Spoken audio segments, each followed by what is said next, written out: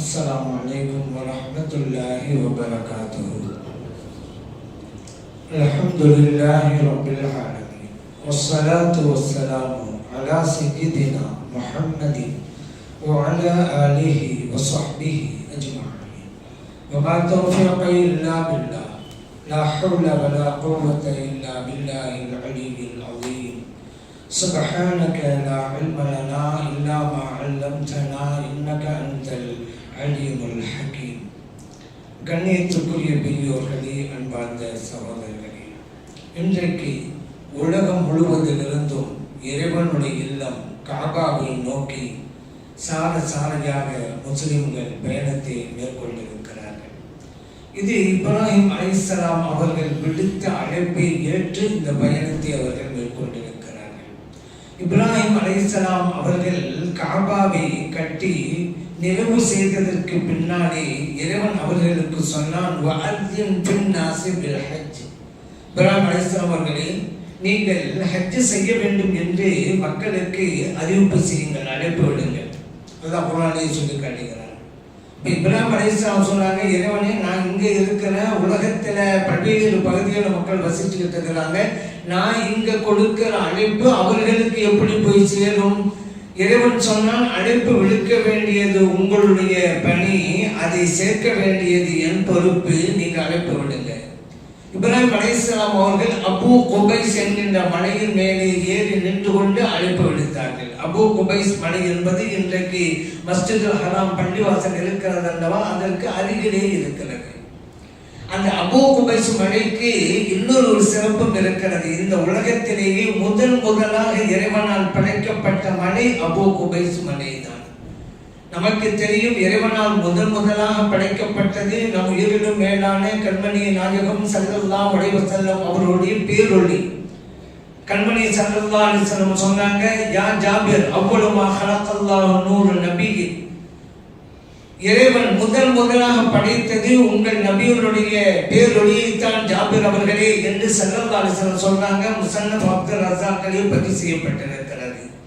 அதே போல முதல் மனிதர் ஆதம் அலைஹிஸ்ஸலாம் அவர்கள் நமக்கு தெரியும். அதே போலதான் முதல் மலை, இன்னைக்கு ஊட்டி மலை, கொடைக்கானல் மலை, இந்தியாவிலே இருக்கிற மிகப்பெரிய மலை இமயமலை, இன்னும் எத்தனையோ மலைகள் இருந்தாலும் இறைவன் முதலாக படைத்தது அபு குபைஸ் மலையை தான். அப்படி ஒரு சிறப்பு அதுக்கு இருக்கிறது. அது மட்டும் இல்ல, நூஹ் அலைஹிஸ்ஸலாம் அவருடைய காலத்தில் ஏற்பட்ட வெள்ள பிரளயத்தின் போது இறைவன் ஹஜருல் அஸ்வத்ங்கிற கல்லை அந்த அபு குபைஸ் மலையில வச்சுதான் பாதுகாத்தான். இப்ராஹிம் அலைஹிஸ்ஸலாம் அவர்கள் காபாவை கட்டியதற்கு பின்னால மகனார் இஸ்மாயில் அலைஹிஸ்ஸலாத்தை சொல்றாங்க, ஹஜருல் அஸ்வத் கல்லை எடுத்துட்டு வாங்கன்னு. இஸ்மாயில் அலைஹிஸ்ஸலாம் அவர்கள் அபு குபைஸ் மலைக்கு போனாங்க, அந்த கல்லை எடுத்து கொண்டு வந்து கொடுத்தாங்க, அந்த காபாவிலே வச்சாங்க இப்ராஹிம் அலைஹிஸ்ஸலாம் அவர்கள். அப்படி ஒரு சிறப்பு அந்த அபு குபைஸ் மலைக்கு உண்டு.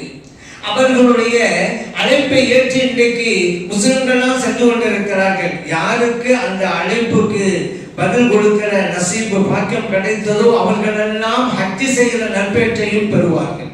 யாருக்கெல்லாம் ஹஜ் செய்கிற பாக்கியம் இல்லையோ விளங்கிக்கிற வேண்டியதுதான் அந்த இப்ராஹிம் அலைஹிஸ்ஸலாம் அவருடைய அந்த அழைப்புக்கு இவர்கள்லாம் பதில் கொடுக்காதவர்கள் என்று நம்மளாம் விளங்கிக்கிற வேண்டியதுதான். அழைப்பை ஏற்று இன்னைக்கு என்ன சென்றாங்க, இஹ்ராம் கட்டி கொண்டு சென்றாங்க. அந்த ஆடைக்கு இஹ்ராம் ஆடை என்று சொல்கிறோம். ஆண்களா இருந்தா மேலே ஒரு ஆடை, கீழே ஒரு ஆடை, தைக்கப்படாத ஆடையாக இருக்கணும். பெண்களாக இருந்தா அவர்கள் சாதாரணமா அணிகின்ற ஆடை தான். அவர்களுக்கு என்று இஹ்ராமுக்காக பிரத்யேகமான ஆடை எதுவும் கிடையாது. அவர்கள் தம்முடைய முகம் 2 மணிக்கட்டுகளை தவிர மற்ற எல்லா பகுதியும் மறைத்த வண்ணமாக அவர்கள் வழமையாக அணிகிற ஆடையை அணிந்து கொள்ள வேண்டியது. இந்த உடைக்கு இஹ்ராமுடைய டிரஸ் என்று ஏன் பெயர் வைக்கப்பட்டது என்று கேட்டா, இந்த உடையை அணிந்து உம்ராவுடைய நியத்தோ அல்லது ஹஜ்ஜுடைய நியத்தோ வைத்து விட்டால் இதற்கு முன்பு ஆகும் என்றிருந்த சில காரியங்கள் இதற்கு பிறகு ஆகாது என்று வந்துவிடுகிறது. உதாரணத்திற்கு இஹ்ராமுடைய நியத்தை வைத்து விட்டால் அவர் மனம் பூசக்கூடாது, முடி இறக்கக்கூடாது, நாமட்டக்கூடாது, வேட்டையாடக்கூடாது, தாம்பத்திய உறவில் ஈடுபடக்கூடாது என்கின்ற சட்டம் எல்லாம் அவருக்கு உண்டு. ஆனால் இதுவெல்லாம் மார்க்கத்திலே ஆகுமானவைகள் தான். இந்த இஹ்ராமுடைய நியத்தை வைப்பதற்கு முன்னாலே இவையெல்லாம் கூடும். ஆனால் நியத்தை வைத்து விட்டால் இதுவெல்லாம் கூடாது. இந்த ட்ரெஸ் இதை ஹராமாக்குகிறது. ஆகும் என்ற சில செயல்களை ஆகாது என்று ஹராமாக்குகிறது. ஆகவே இஹ்ராம் ஹராம் ஆக்குதல் என்கின்ற பெயர் அதற்கு சூட்டப்பட்டிருக்கிறது. நம்ம தொழுகையில கூட முதலாக தக்பீர் கட்டுவோம் அல்லவா, இதற்கு தக்பீரத்துல் இஹ்ராம் என்று சொல்வாங்க. ஹராமாக்கும் தக்பீர். காரணம் என்ன?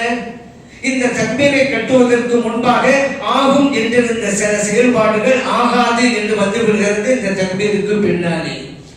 தொழுகைக்கு தக்பீர் கட்டுவதற்கு முன்னாலே நாம் பருகலாம். ஆனால் தக்பீர் கட்டிவிட்டால் எதையும் உண்ணக்கூடாது, பருகக்கூடாது, ஹராமாகி விடுகிறது. ஆனால் அந்த பொருள் மார்க்கத்தில் ஹலால் தான், சோறு ஹலால் தான். ஆனால் தக்பீர் கட்டிவிட்டால் கூடாது, ஹராமாகி விடுகிறது. அதே போல அந்த தக்பீரை கட்டுவதற்கு முன்னாலே மற்றவர்களிடம் பேசலாம். ஆனா அந்த தொழுகையிலே முதல் தக்பீரை கட்டிவிட்டால் மற்றவர்களிடம் பேசக்கூடாது, ஹராமாகி விடுகிறது. அதே போன்று தக்பீரை கட்டுவதற்கு முன்னாலே நாம் விரும்பி எந்த திசையின் பக்கமும் திரும்பிக் கொள்ளலாம். ஆனால் தக்பீரை கட்டிவிட்டால் கிபிலா திசையை மட்டும்தான் முன்னோக்க வேண்டும், வேறு திசையை நோக்கக்கூடாது. மார்க்கத்திலே ஆகும் என்றிருந்த சில செயல்கள் ஆகாது என்று வந்து விடுகிறது. ஆகவேதான் அந்த முதலாவது தக்பீருக்கு தக்பீரத்துல் இஹ்ராம் ஹராமாக்கும் தக்பீர் என்று பெயர் சொல்லப்பட்டது. இந்த ஆடையை அணிந்து கொண்டு நியத்தை வைத்துக் கொண்டு மக்காவுக்குள்ளே பிரவேசிக்கிறார் ஹாஜி. அந்த மக்கா எவ்வளவு புனிதமான ஊர், உம்முல் குரா, ஊர்களுக்கெல்லாம் தாய் என்று இறைவன் பெயர் சூட்டினான். அவ்வளவு சிறப்பு. ஊர்களுக்கெல்லாம் தாய் என்பதால் இந்த உலகத்திலேயே முதலாவது ஊர் என்றில்லை. ஊர் மற்ற எந்த ஊருக்கும் இல்லாத சிறப்பு அந்த ஊருக்கு உண்டு என்பதுதான் காரணம். மக்காங்கிற ஊர் உருவாதற்கு முன்னாலே பல ஊர்கள் உண்டு இந்த உலகத்தில். ஹஜர் அலைஹிஸ்ஸலாம் அவர்களுக்கு பிறகுதானே அந்த மக்காங்கிற ஊரே வந்துச்சு. ஆனா அதுக்கு முன்னால எத்தனையோ ஊர்கள் இருந்ததல்லவா பல நாடுகளில். இப்போ உங்களுக்கு ஊர்களின் தாய் என்ன சிறப்பிலே என்று நாம் புரிந்து கொள்ள வேண்டும். அந்த மக்கா என்கின்ற ஊர் சாதாரண ஊரா? நம் உயிரில் மேலான கண்மணி நாயகம் ஸல்லல்லாஹு அலைஹி வஸல்லம் அவர்கள் பிறந்த ஊர் அல்லவா? அவர்களுக்கு முதலாக வஹி இறங்கிய ஊர் அல்லவா? முதலாக குர்ஆன் இறங்கிய ஊர் அல்லவா? அது இஸ்லாம் புறப்பட்ட இடம் மக்கா தானே. இன்றைக்கு உலகம் முழுவதும் வியாபித்து நிற்கிறது இஸ்லாம் என்றால் புறப்பட்ட இடம் அந்த மக்கா தானே. அவ்வளவு சிறப்புக்குரிய ஊர். எல்லா நபிமார்களும் வந்திருக்கிறார்கள் என்கின்ற பெருமையும் அந்த ஊருக்கு உண்டு. அந்த ஊரிலே நாம் நடந்தாலே பல நபிமார்கள் நடந்த பூமியிலே நடக்கிறோம், பல இமாம்களும் இறை நேசர்களும் நடந்த புனித பூமியிலே நடக்கிறோம் என்கின்ற நற்பேறு நமக்கு கிட்டுகிறது. அவ்வளவு புனிதமான ஊர் மக்கா. அந்த ஊரில் தான் முதலாவது பள்ளிவாசலை இறைவன் அமைத்தான். இன்றைக்கு கோடான கோடி பள்ளிவாசல் உண்டு உலகம் முழுவதிலும். ஆனால் இறைவன் தன்னை வணங்க முதலாக ஏற்படுத்தி கொடுத்த முதல் ஆலயம் இல்லம் கஅபா தான். இதை இறைவன் குர்ஆனில் சொல்லி காட்டான். இன் அவ்வல பைத்தின் உதிஅ லின்னாஸ் லல்லதி பிமக்கா. மக்களுக்கு அல்லாஹ்வை வணங்க வேண்டும் என்பதற்காக ஏற்படுத்தி கொடுக்கப்பட்ட முதலாவது இல்லம் மக்காவில் இருக்கக்கூடிய பள்ளிவாசல் தான் என்று அல்லாஹ் குர்ஆனில் சொல்லி காட்டினான். அத்தகைய சிறப்பு அந்த மக்காவிற்கு உண்டு. நமக்கு ஒரு கேள்வி எழுகிறது. இந்த மக்கா இந்த காபாவை முதலாவது பள்ளிவாசலை யாருக்கு ஃபர்ஸ்ட் எழுப்பினது? ஆதம் அலைஹிஸ்ஸலாம் தான். அவங்க தான் முதல் மனிதர். அவங்க தான் முதலாக அந்த பள்ளிவாசலை ஏற்படுத்துறாங்க. சரி, இந்த உலகத்தில் எத்தனையோ ஊர்கள் இருக்க முதல் இல்லத்தை ஏற்படுத்த இறைவன் மக்காவை ஏன் தேர்ந்தெடுத்தான்? காரணம் இருக்கிறது. அந்த ஊரில் தான் இறுதி தூதர் முஹம்மது முஸ்தபா ஸல்லல்லாஹு அலைஹி வஸல்லம் அவர்கள் பிறக்க போகிறார்கள் என்பதால் தான். இறுதி தூதர் அங்குதான் பிறக்க போகிறார்கள். ஆகவே எனது முதல் இல்லத்தை அங்கே அமைக்கிறேன். அல்லாஹ் அமைத்து விட்டான். அப்படி ஒரு சிறப்பு இருக்கிறது. அந்த மஸ்ஜிதுல் ஹராம் பள்ளிவாசல் முதலாவது பள்ளிவாசல் தான். மற்ற பள்ளிவாசல்களில் லட்சம் தடவைகள் தொழுதால் கிடைக்கிற நன்மை அந்த பள்ளிவாசலிலே ஒரு தடவை, ஒரே ஒரு தடவை தொழுதாலே கிட்டும் நபி ஸல்லல்லாஹு அலைஹி வஸல்லம் சொன்னாங்க. அவ்வளவு சிறப்புக்குரிய பள்ளிவாசல் மக்காவில் தான் இருக்கிறது. அந்த மஸ்ஜிதுல் ஹராம் பள்ளிவாசலுக்குள்ள போயிட்டா கஅபா என்கிற இடத்தை நீங்கள் பார்க்கலாம்.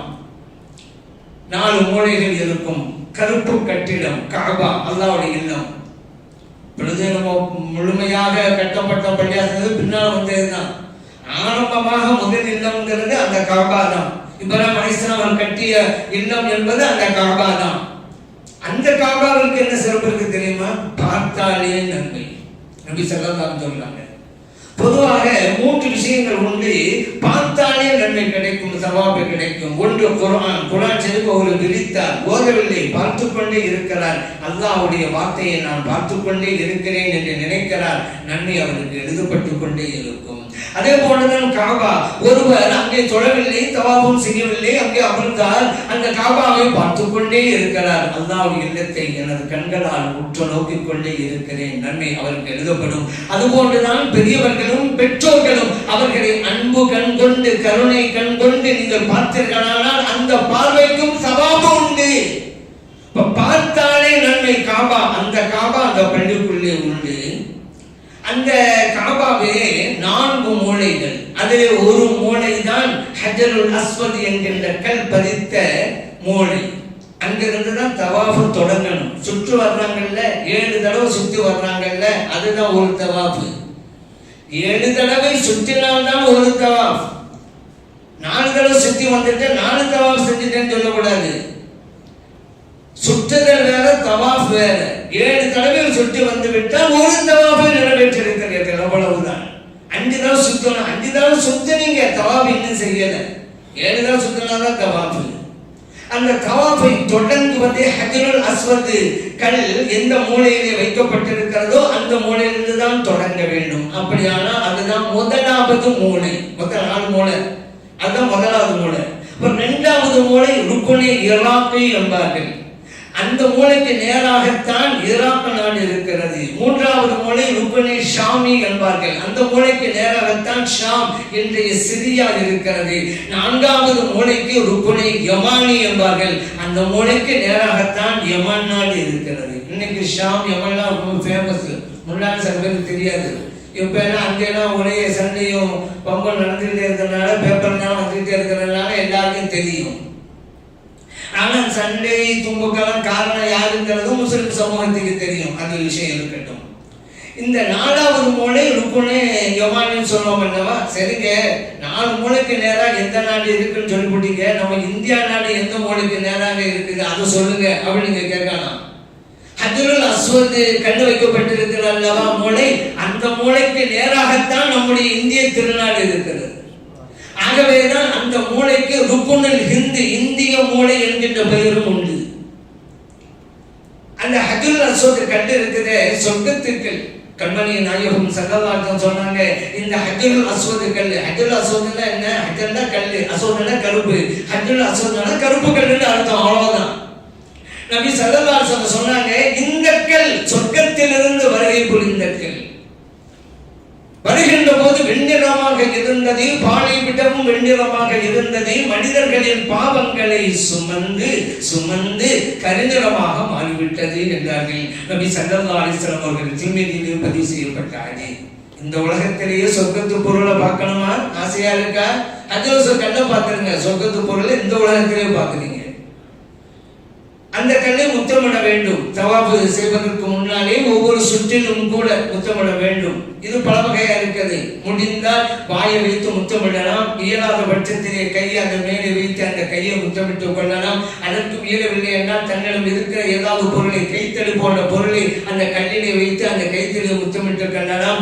எதுவுமே வாய்ப்பில்லை, அவ்வளவு பெரிய கூட்டங்க என்றிருந்தால் அந்த கல் இருக்கிற திசையை நோக்கி கையை காட்ட வேண்டியது, அந்த கையை முத்தமிட்டு கொள்ள வேண்டியது. அதற்கு ஒரு பவர் கனெக்ஷன் கிடைக்குது. உங்க கல்ல தொடவா செஞ்சாரு இல்ல, ஆனா காமிக்கிறாரு முத்தமிழான்னு சொன்னா கல்லுக்கும் இந்த கைக்கும் இப்போது தொடர்பு ஏற்பட்டு விட்டது. இதுதான் ஆன்மீக தொடர்பு. சில விஷயங்கள் எல்லாம் அறிவு கொண்டு பார்க்க கூடாது. இறைவன் சொன்னா நம்ப வேண்டும், இறைத்தூதர் ஸல்லல்லாஹு சொன்னா நம்ப வேண்டும். ஆனா இன்னைக்கு சொல்றாங்க காந்த சக்தி என்று ஒன்று இருக்குன்னு சொல்றாங்கல்ல. அதனால தானே பல பேர் இருக்கிற இடத்துல வெக்க அதிகமாகிடும். ஏசி இருந்தாலும் சரிதான். 10 பேர் இருப்பாங்க, ஏசி இருந்தால் அந்த குழு தான் இருப்பாங்க. 20 பேர் ஆட்டா அந்த ஏசி கொஞ்சம் குறைஞ்சிடும். 30 பேர் 40 பேர் இன்னும் கொஞ்சம் கூழ் வந்துடும். 100 பேர் ஆட்டா வைங்க வெக்க அடிச்சு, அதே ஏசி தானே. சரி, ஒருவர் உடம்பிலிருந்து காந்த சக்தி அடுத்தவருக்கு செல்லும். அதனால தான் நபி ஸல்லல்லாஹு அலைஹி வஸல்லம் நல்லோர்களோடு இருங்கன்னாங்க, தீயவர்களோடு இருக்காதுங்கன்னாங்க. ஏன்? அந்த தொடர்பு மூலமாக அவர்களிடம் இருக்கிற அந்த சக்தி நமக்கு வந்திருந்ததுனால தான். அது இன்னைக்கு அனுபவத்தில் பார்த்துக்கிட்டு தான் இருக்கிறோம். நபி ஸல்லல்லாஹு அலைஹி வஸல்லம் அவர்கள் அந்த கல்லை முத்தமிட சொன்னார்கள். உமர் ரலியல்லாஹு அன்ஹு அவங்க தவாஃபின் போது அந்த கல்லை பார்த்து முத்தமிட்டாங்க.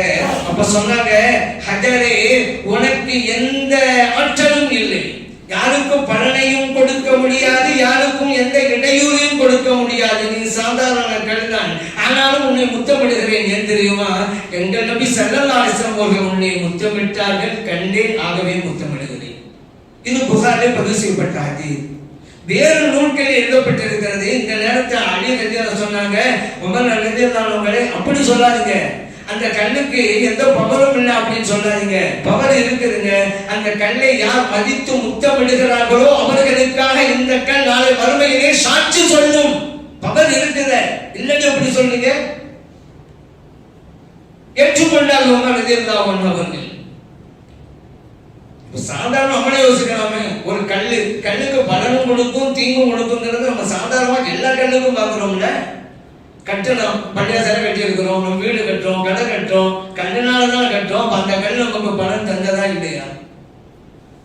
ஒரு கல் எடுத்து ஒரு பையன் இன்னொரு பையன் மேல விட்டு எடுத்து அவன் மண்டையில படிச்சு ரத்தம் அப்படியே ஊத்துது, தீங்கு கொடுத்துச்சா இல்லையா கல்லு? அது பலனும் கொடுக்குது தீங்கும் கொடுக்குதுங்க. அப்ப சாதாரண கல்லே செய்யுத. அப்ப ஹஜ்ஜுல் ரசூல் கல்லுக்கு அந்த பவர் இருக்காதா? வேறு வகையில், இந்த நான் சொன்னதில்ல, வேறு வகையில பலன் இருக்கும். இப்போ நான் ஏன் இப்படி சொன்னாங்க? அவங்க சொன்னது தப்பா? சரியா தான் சொன்னாங்க. அவங்க சொன்னது ரைட்டு தான், அலி ரலியல்லாஹு சொன்னது ரைட்டு தான். அது எப்படிங்க? உமர் ரலியல்லாஹு சொன்னது தௌஹீத், ஏகத்துவத்தின் வெளிப்பாடு. இந்த உலகத்திலே நல்லதும் நடக்கும் தீயதும் நடக்கும் படைக்கப்பட்ட பொருளினாலே இறைவனை நாட்டப்படி அந்த பொருளுக்கே அந்த சக்தி இல்லை. இதுதான் தௌஹீத். அந்த தௌஹீதைத்தான் வெளிப்படுத்துகிறார்கள். ஹஜருல் அஸ்வதே, உனக்கு எந்த தீங்கும் அளிக்கும் ஆற்றல் இல்லை, நன்மை பயக்கும் ஆற்றலும் இல்லை. அவ்வளவு அல்லாஹ் கையிலதான் இருக்கு. அல்லாஹ் மூலம் கொடுப்பான். அதான தௌஹீத். அந்த தௌஹீதை தான் வெளிப்படுத்துறாங்க உமர் ரலியல்லாஹு அவர்கள். அது ஹஜருல் அஸ்வத் மட்டும் இல்லைங்க, இந்த உலகத்தில் இருக்கிற எந்த பொருளா இருந்தாலும் சரிதான் அந்த எண்ணத்தை நாம் கொண்டு வர வேண்டும். அப்பதான் நம்ம தௌஹீதில் இருக்கிறோம். தர்காவை ஏற்றுட்டா தௌஹீத் வந்துடாது. சில பேர் அப்படிதான் நினைக்கிறாங்க. தௌஹீத் என்ன? தர்காவை எதிர்க்கிறாங்க, அதான் தௌஹீத். பாவம். தௌஹீத் என்ன தெரியுமா? இந்த உலகத்தில் எந்த பொருளுக்கும் எந்த ஆற்றல் நிலை நீங்க நம்பணும். நீங்க மருந்தே சாப்பிடுறீங்க, ஒரு மாத்திரையை, எனக்கு சிவா தருகிற ஆற்றல் இந்த மருந்துக்கு இல்ல, அல்லாஹ்வுக்கு தான். என்ன நினைச்சுக்கிட்டு மாத்திரையை சாப்பிடுங்க. தௌஹீத். இந்த தௌஹீதை தான் போதிச்சாங்க வழிமார்கள் எல்லாம். உயிரா உள்ளவங்க கேட்கலாம், இறந்துபவங்க கேட்க கூடாது என்று தங்களுக்கு தாங்களே தௌஹீத் என்று ஒரு வரவிலங்கள் மறுத்துக்கிட்டு ஏமாந்து போய் கிடக்கிறது ஒரு கூட்டம். நான் கேட்கிறேன், உயிரா உள்ளவங்களாம் முடியுமா? இறந்து போனவங்களால முடியாது, நம்ம அதான் சொல்றோம். இறந்து போனாலும் முடியாது, உயிரா இருந்தாலும் முடியாதுங்க. முடியும் என்பது அல்லாஹ் ஒருவனுக்கு சொந்தம். வஅன்னல் குவத்த லில்லாஹி ஜமீஆ, அல்லாஹ் சொல்றான். ஆற்றல் அனைத்தும் அல்லாஹ் ஒருவனுக்கு உண்டு. அப்ப வழிமாட்ட கேட்கக்கூடாதுங்க. உயிர் உள்ளவங்க கேட்குறீங்கன்னா அவங்க உயிரா இருக்கிறாங்கல்ல, இல்லை உயிரா இருந்தா செலுத்து யோகத்துவமா மாறிடுமா? உயிரா இருந்தா அல்லாவா? அண்ணா ஒருவன்ட்ட தான் கேட்கணும். உயிரா இருந்தா அவங்க அல்லா இல்லையே, அவங்கள்ட்ட போய் கேட்குறீங்க. அப்ப ஏன் கேட்கணும்னா, இவங்கனால முடியாதுங்க, அல்லா தான் செய்யறான், இவங்க மூலமா என்றப்ப எனக்கு செய்வான் அப்படின்னு கேளுங்க. அதான் தௌஹீத். அந்த தௌஹீதை தான் உமர் வெளிப்படுத்துறாங்க. அதில் உனக்கே ஆற்றல் இல்லை, சரிதான். அங்க மக்காமே இப்ராஹிம் என்ற கல் இருக்கிறது. மக்காமே இப்ராஹிம் அலைஹிஸ்ஸலாம் அவர்கள் நின்ற இடம் என்பது பொருளாகும். காபாவை கட்டிய நேரத்தில் இப்ராஹிம் அலைஹிஸ்ஸலாம் அவர்கள் அந்த கல்லின் மீது நின்று கொண்டு கட்டினார்கள். அவருடைய கால்பாதம் அந்த கல்லிலே பதிந்திருக்கிறது. அற்புதம். மலையிலே கால் வைத்தால் பதியும் நமக்கு. அங்கே கால் பதிந்திருக்கிறது கல்லிலே இப்ராஹிம் அலைஹிஸ்ஸலாம் அவர்களுக்கு. அற்புதம். அதை இன்னும் பார்க்கலாம். கிளிக்கூண்டு கண்ணாடி, கிளிக்கூண்டு மாதிரி இருக்கும், பார்த்துருப்பீங்க. அது கிட்ட போனீங்கன்னாக்கா அந்த கண்ணாடி வழியாக உள்ளே இருக்க அந்த கல்லை பார்க்கலாம். கால் பாதம் பயந்திருக்கும். அந்த ஒரு விஷயம் நமக்கு தெரியும். இப்ராஹிம் அலைஹிஸ்ஸலாம் அவங்களுடைய வளர்ச்சியை நம்ம கொண்டு வந்தாங்க. அவங்களாம் அந்த காலத்தில் இருந்தாங்கல்ல, ரொம்ப உயரமா இருந்திருப்பாங்களோ. பனு இஸ்ராயீல் அந்த மாதிரி இருந்தாங்க. ஆதம் அலைஹிஸ்ஸலாம் அவர்கள் எல்லாம் 60 மூலம் ஹதீஸில் வருகிறது, அது வேற. ஆனால் இப்ராஹிம் அலைஹிஸ்ஸலாம் அவர்கள் நம்மை போன்ற நார்மலாக தான் இருந்திருக்கிறாங்க. அந்த கால் பாதத்தை பார்த்து நம்ம புரிஞ்சுக்கலாம். அந்த கல்லை மதிக்க வேண்டும் என்கிறான். இன்னைக்கு சில பேர் கல்லை கல்லாக பார்ப்போம், மண்ணை மண்ணாக பார்ப்போம். கல்லை கல்லா பாருங்க. கல்லை மதிக்க சொன்னா மார்க்க, அதை மதிக்க நம்முடைய கடமை இருக்கு. வத்தஹது மின் மகாமி இப்ராஹிம் முஸல்லா அல்லாஹ் சொன்னாங்க. மகாமி இப்ராஹிம் என்கிற கல்லை தொழும் இடமாக ஆக்கிக் கொள்ளுங்கள். தவாஃபு முடிச்சுட்டா 2 ரக்காத் தொழணும். எங்க வேணுமானு தொழலாம் தானே, எல்லாமே பள்ளிவாசல் தானே. அல்லாஹ் சொன்னா இல்ல அந்த மக்காம் கல்லு இருக்கிறாங்க அங்க வந்து தொழுங்க சொல்றது யாரு? ரப்பு. ஏன் அந்த கல்லுக்கும் மதிப்பு பெரியவர்களோடு தொடர்பு கொண்டு விட்டார். சாதாரண பொருளும் புனிதம் பெரும் புனிதர்களோடு தொடர்பு கொண்டார். அந்த கல்லுதான் இப்போதைக்கு குர்ஆனிலே இடம்பெறுகிறது. ஏன் அது இப்ராஹிம் அலைஹிஸ்ஸலாம் அவர்களோடு தொடர்பு கொண்டு வச்சிருக்கிறார். அதே போல பாருங்க, அங்க ஜம்சம் கிணறு இருக்குது, அற்புதமான நீர், உலகமே ஆச்சரியப்படுகிறது. லட்சோபலட்ச மக்கள் அங்கே இருக்கின்ற போது குடிக்கிறார்கள், தங்களுடைய ஊர்களுக்கு எடுத்து செல்கிறார்கள். வற்றாத ஜீவ ஊற்று ஜம்சம் கிணறு. எப்படி? அதுதான் அற்புதம். நபி ஸல்லல்லாஹு அலைஹி வஸல்லம் சொன்னாங்க, மாவு ஜம்சம் லிமா ஷுரிப லஹு. இந்த ஜம்சம் நீரை எந்த நோக்கத்திற்காக குடிக்கிறாங்களோ அந்த நோக்கம் நிறைவேற்றி வைக்கப்படும். இப்னு மாஜாஹ்ல பதிவு செய்யப்பட்ட ஹதீஸ். அதனால ஜம்சம் நீரை சாதாரண தண்ணி குடிக்கிற மாதிரி குடிக்காம உங்களுடைய ஹாஜத்தை நீயத்தெல்லாம் கொண்டு வாங்க, நிறைவேற்றி வைக்கப்படும். நான் சொல்லல, இறைத்தூதர் ஸல்லல்லாஹு அலைஹி வஸல்லம் சொல்றாங்க. அதனால இப்னு அப்பாஸ் என்ன செய்வாங்கன்னா, ஒரு துவா 3 விஷயத்தை தான் கேட்கிறாங்க. அப்ப அங்க ஜம்சம் கொடுத்தா பிடிச்ச பிறகு 3 பாயிண்ட் அண்ணனை கேட்பாங்க. ஹதீஸ்ல வருகிறது. இல்மன் நாஃபியான், பயன் தரும் கல்வி. இரண்டாவது ரிஸ்கன் வாசியான், விசாலமான ரிஸ்க் செல்வம்.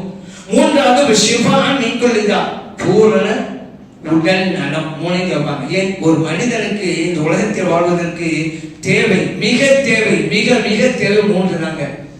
வாழ்க்கை முறையை தெரிந்திருக்க வேண்டும். அதைத்தான் எனக்கு பயன்தருகின்ற கல்வி ஞானத்தை தரலாம். வாழ்க்கை முறையை தெரிவது 1வது. சரி, வாழ்க்கை முறை தெரிஞ்சாச்சு, வாழணும்ல, காசு பணம் இருந்தாலும் வாழ முடியும் உலகத்துல. உலகத்துக்கா மட்டும் இல்லைங்க, மறுமைக்கு நீங்க நல்வணத்தை செய்யறதாலும் காசு பணம் வேணும். ரிஸ்கான் வாசியா, விசாலமான ரிஸ்கை தான். அடுத்து காசு பணமா இருக்குது, உடம்புற நோயா இருக்குது, இன்பமா வாழ முடியுமா? அடுத்து ஷிஃபான் மின்குல்லிதா. இந்த 3 பாயிண்ட். ஏன்? எந்த நோக்கத்தில் அருந்துகிறீர்களோ அந்த நோக்கம் நிறைவேறும். இது அங்கு போய் குடிச்சாதான் இல்ல. ஹாஜிமார்கிட்ட வந்து உங்களுக்கு சப்தம் நிறுத்தாங்க பாருங்க, அதுக்குன்னு ஒரு சின்ன பாட்டில் நல்லா கண்டுபிடிச்சாங்க. அதை கொஞ்சம் தான் ஊற்றுவாங்க, நிறைஞ்சிடும். அப்படி இருந்தா தானே எல்லாருக்கும் கொடுக்க முடியும். பெரிய கிளாஸ் வச்சு கொடுத்தா சில பேருக்கு தான் கொடுக்க முடியும். சரி, அந்த ஜம்சம் நீரை நீங்க குடிக்கும் பொழுது இந்த துவா கொண்டு வாங்க. ஸல்லல்லாஹு அலைஹி வஸல்லம் அங்க வந்து குடித்தாங்க சொன்னாங்க. இல்ல, அந்த நீரை அருந்துகின்ற போது எந்த நோக்கமோ நோக்கம் நிறைவேறுங்கிறாங்க. இங்க நீங்க அருந்தினாலும் உங்க நோக்கத்தை கொண்டு வாங்க. ஆனா சில பேர் என்ன செய்வாங்க, சமையல கொடுத்துட்டா உட்காந்துட்டு எந்திரிச்சு நின்றுக்குருவாங்க. அப்படிலாம் கிடையாது.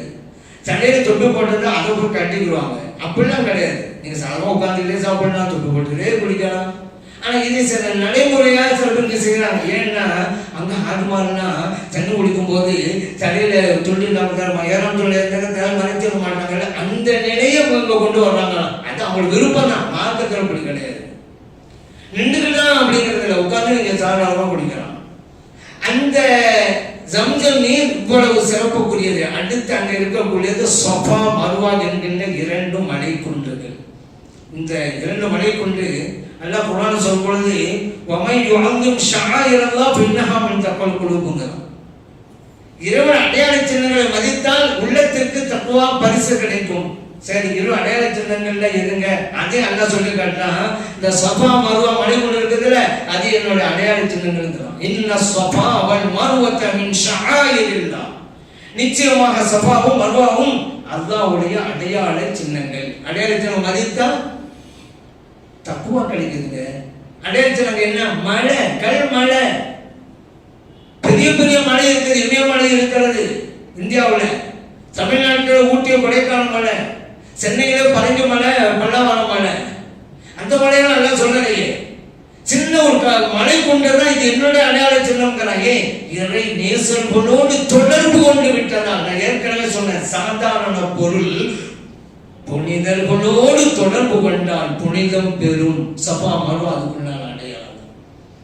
ஹாஜர் அலைஹிஸ்ஸலாம் இருந்த போது தன் மகன் குழந்தை இஸ்மாயில் அலைஹிஸ்ஸலாம் இருந்த தண்ணீர்ல முடிஞ்சு போச்சுங்க. தனக்கும் தாகம், பச்சில குழந்தைக்கும் தாகம். வெயில், எப்படி வெயில், இந்த வெயிலுக்கு நம்ம எப்படி இருக்குது அப்படின்னா அங்க பாலைவன வெயில், அதை மக்கா வெயில் சொல்லவே தேவையில்லை. அப்படி அதன் தண்ணீரும் வேணும். அதனால ஸஃபாங்கிற மலை கொண்டு மேல ஏறி பார்க்கறாங்க. அந்த வழியா யாராவது பயணம் போட்டும் போதா அவங்களுக்கு தண்ணீருக்கு வாங்கிடலான்னு. ஏன் அங்க யாரும் இல்லை, தாயும் பிள்ளையும் தவிர யாரும் இல்லை அங்க மக்காவில். மக்கள் ஊரே இல்லையே, அது பிறகு ஊர் உருவாகுது, ஒத்தரும் இல்லை. அப்படியே எதிர் திசையில் இருக்கிற மறுவான் பக்கம் ஏறி நின்று பார்க்குறாங்க, யாரா போறாங்களா, அங்கேயும் ஒத்தரும் இல்லை. சும்மாவும் இருக்க முடியாது, தண்ணி வேணுமுங்க, குளிக்க சாப்பாடு வேணுமுங்க. அதனால 7 தடவை இங்கும் போறாங்க. 7 தடவை முடிந்ததற்கு பிறகு இறைவன் ஜம்சம் நீரூற்றை கொடுத்தான். அதுதான் நீங்க ஜம்சம் கேளாது. எவ்வளவு அற்புதம் பாத்தீங்களா? சரி, அல்லாஹ் இப்ப என்ன செஞ்சான், ஹாஜிமார்களுக்கு நீங்களும் 7 தடவை சபா மர வந்து போங்கன்ட்டான். ஏங்க ஹாஜர் தண்ணி தேவைப்பட்டது போனாக்கா ரைட்டு. இப்ப ஹாஜிமார்கள்லாம் தண்ணியா? தண்ணி தான் பாக்ஸ் பாக்ஸா வச்சிருக்காங்களா பள்ளியாசம் உள்ள, அது விழுத்து குடிச்சிருக்கலாம்ல, ஏன் ஓடனு? இன்னும் சொல்ல போனா சபா மரம் போகக்கூடியவங்க ஒரு தொகை போட்டிருப்பாங்க, அதுல தண்ணி இருக்கும். அன்னைக்கு தண்ணிக்காக ஓடினாங்க, இப்ப தண்ணியை சுமத்துக்கிட்டே ஓடிட்டு இருக்கிறாரு. ஏன் அல்லாஹ் சொன்னா, என் நேசனுடைய செயலை நினைவு கூறுங்க, அவ்வளவுதான், நினைத்து பாருங்க. அது சும்மா சாதாரண கூட கிடையாது, துல்லியமாக. அந்த சபா மரம் போகும்போது பச்சை விளக்கு இருக்கும் ஒரு குறிப்பிட்ட இடத்துல சென்டர்ல. அந்த பச்சை விளக்கு வந்த உடனே வேகமா ஓடணும். எங்க பச்சை விளக்கு முடியுதோ அங்க வேகமா நிறுத்திட்டு சாதாரணமா நடந்து போகும். திரும்ப வரும்போது அப்படிதான், சாமான் நடந்து வந்துட்டே வருவாங்க. பச்சை லைட் ஸ்டார்ட் ஆகுதா ஓட ஆரம்பிச்சுடுவாங்க. எங்க பச்சை லைட் முடியுதோ அங்க ஓட்டத்தை நிப்பாட்டி சாமான் நடந்து போவாங்க. ஏன் அங்க ஓடணும்? துல்லியமாக. ஹாஜர் 7 தடவை போனாங்க இல்ல, இன்னைக்கு பச்சை லைட் இருக்கிற இடம் வந்த உடனே வேகமாக அங்க போனாங்க. அவங்க மெதுவா போன இடத்துல மெதுவா போங்க, அவங்க வேகமா போன இடத்துல வேகமா போங்க. அப்படி பாதுகாக்கிறாங்க இறைவன் தன்னுடைய நேசர்களின் செயல்பாட்டு. ஏன் அங்க மட்டும் வேகமா போனாங்க? தண்ணீர் ஓடுகின்ற ஓடையாக இருந்தது அந்த இடம். அப்போ இங்கிட்டு மழை இங்கிட்டு மழை, மழையா இருந்தா கொஞ்சம் கொஞ்சமா தான் ஏற முடியும். அப்படி கஷ்டப்பட்டு ஏறினாங்க. அதான் நடந்து போறது. அந்த இடம் தண்ணீர் போற இடம் வந்த உடனே தலைப்பகுதி சமப்பகுதி வேகமா போனாங்க. அதெல்லாம் நாம அப்படி. ஆனா ஆண்களுக்கு தான் பெண்களுக்கு இல்லை. ஏங்க பெண்களுக்கு இல்லை? இப்ப பெண்களுக்கு சாதமா தான் நடந்து போகணும், அவங்க ஓடக்கூடாது. ஏன்? இந்த பெண்களுக்கெல்லாம் சேர்த்து தானே ஆச்சாரசனம் அன்னைக்கு ஓடிட்டாங்க. அதில் நீங்க சும்மா நடந்து போங்க பெண்களுக்கு. ஏன்னா பெண்களோட உடல் அமைப்புக்கு ஓடுதல் என்பது ஒத்து வராது, சரி வராது, அது கண்ணியம் இல்லாம போயிடும். ஆகவேதான் ஆண்களுக்கு மட்டும்தான் அந்த சட்டம், பெண்களுக்கு கிடையாது. அந்த மக்கள் இன்னொரு விஷயம் ஒண்ணு இருக்குங்க. கண்மணி நாயகம் ஸல்லல்லாஹு அலைஹி வஸல்லம் அவர்கள் பிறந்த இடம், இன்னைக்கு சஃபா மரம்னு சொல்றோம் அல்லவா, அதை தாண்டி. ஆனா சஃபா மரம்ங்கிறது பள்ளிவாசலுக்குள்ள இருக்குது. நபி ஸல்லல்லாஹு அலைஹி வஸல்லம் பிறந்த இடம்ங்கிறது பள்ளிவாசலுக்கு வெளியே இருக்குது. ஆனா அந்த பகுதியில தான் சஃபா மரம்ங்கிற பகுதியில தான் இருக்குது, அந்த பக்கமா வெளி பகுதியில. நபி ஸல்லல்லாஹு அலைஹி வஸல்லம் பிறந்த இடத்தை இன்னைக்கு லைப்ரரியாக கட்டி இருக்கிறார்கள், நூலகம். ஏன்? இந்த உலகத்திற்கே அருஞானத்தை வழங்குவதற்காக வந்தவர்கள் அல்லவா நபி ஸல்லல்லாஹு அலைஹி வஸல்லம் அவர்கள். ஆகவே அவர்கள் பிறந்த இடம் நூலகமாக இருக்கட்டும் என்று லைப்ரரியாக கட்டி வைக்கப்பட்டிருக்கிறது. ஆனால் என்ன, உள்ளுக்கு போக முடியாது, நம்ம பூட்டி வைக்கப்பட்டிருக்கு. ஏன் உள்ளுக்கு போக முடியாதாங்க? ஏன் அனுப்பிக்க மாட்டேங்கிறாங்க? நீங்க கேட்கலாம், அனுமதிக்கலாம், நீங்க உள்ளுக்கு போக முடியாது. ஏன் உள்ளுக்கு ஏற்கனவே போன உள்ளுக்கு தான் இருக்கும், வெளியே வர மாட்டாங்கல்ல. ஆனா அதுக்கு ரிஸ்க் எடுத்து போய்கிட்டே இருங்க, பார்த்துக்கிட்டே இருங்க அப்படிங்கிற சலதான் அவங்களுக்கு சலாம் சொல்லும் போது செய்யற மாதிரி செய்யறா செய்யலாம். ஆனா அரசாங்கம் புட்டி வச்சிருச்சு, வாசல் வரைக்கும் போகலாம், நிக்கலாம், அந்த பழக்கத்தை பெற்றுக்கொண்டு வரலாம். நபி ஸல்லல்லாஹு அலைஹி வஸல்லம் அவர்கள் பிறந்த இடம் இன்னைக்கு நூலகமா, அது பள்ளிவாசலுக்கு பக்கத்திலே தான். புனிதமான இடங்களை பார்க்கின்ற அந்த ஹாஜிகளுக்கு கிடைக்கின்ற நற்பாக்கியங்கள் அனைத்தையும் இறைவன் நமது அனைவருக்கும் நமது குடும்பத்தினருக்கும் தந்தருவானாக. ஆமீன். அல்ஹம்துலில்லாஹி ரப்பில் ஆலமீன்.